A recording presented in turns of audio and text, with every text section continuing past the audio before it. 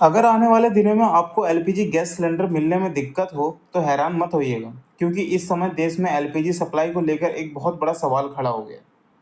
भारत के कई बड़े शहरों में जैसे बेंगलुरु, मुंबई, चेन्नई, दिल्ली और होटलों में रेस्टोरेंट्स ओनर कह रहे हैं कि कमर्शियल एलपीजी सिलेंडर्स की सप्लाई कम हो रही है।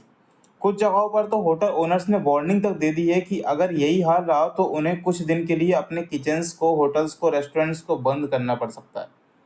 लेकिन अब सवाल ये है कि अचानक एलपीजी की इतनी कमी क्यों? इसके पीछे सबसे बड़ा कारण है मिडल ईस्ट में बढ़ता तनाव और खतरनाक स्टेट ऑफ हार्मुज का रीजन।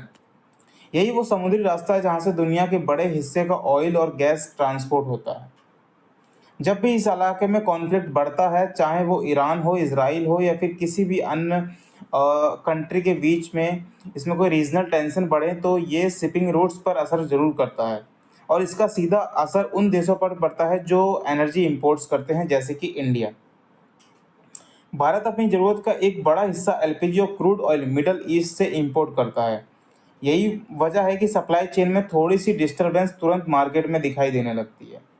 हालांकि सरकार ने गैस कंपनीज का कहना है कि घरेलू एलपीजी सिलेंडर की सप्लाई फिलहाल सामान्य है और प्रायोरिटी घरों को दी जा रही है, लेकिन कमर्शियल सेक्टर्स यानी होटल्स, ढाबे और रेस्टोरेंट, वहाँ प्रेशर साफ दिखाई दे रहा है।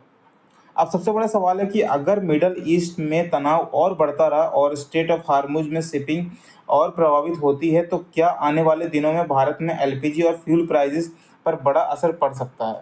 और यही वो सवाल है कि जिसका जवाब आने वाले कुछ हफ्तों में पूरी दुनिया को मिल जाएगा।